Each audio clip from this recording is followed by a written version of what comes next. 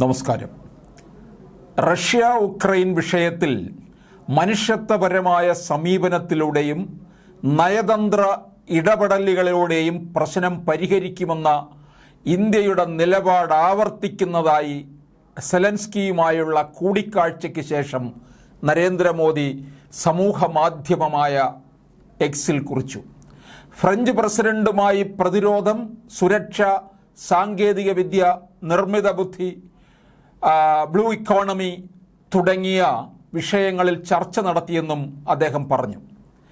ഋഷി സുനക്കുമായുള്ള കൂടിക്കാഴ്ചയിൽ ഇന്ത്യയും ബ്രിട്ടനുമായുള്ള തന്ത്രപ്രധാന സഹകരണം മെച്ചപ്പെടുത്താൻ ഇന്ത്യ പ്രതിജ്ഞാബദ്ധരാണെന്ന് അറിയിച്ചെന്നും സെമി കണ്ടക്ടർ, സാങ്കേതിക വിദ്യ, വാണിജ്യ മേഖലകളിൽ ബന്ധം ശക്തിപ്പെടുത്താനുള്ള സാധ്യതകൾ ചർച്ച ചെയ്തെന്നും പ്രധാനമന്ത്രി പറയുകയുണ്ടായി.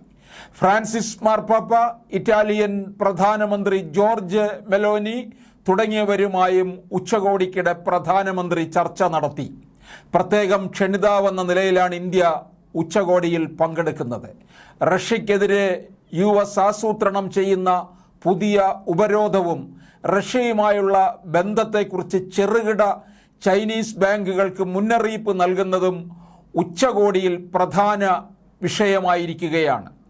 നരേന്ദ്രമോദി മൂന്നാം വട്ടവും അധികാരത്തിൽ വന്നതിന് ശേഷമുള്ള ആദ്യ വിദേശയാത്രയായിരുന്നു ഈ ഉച്ചകോടി.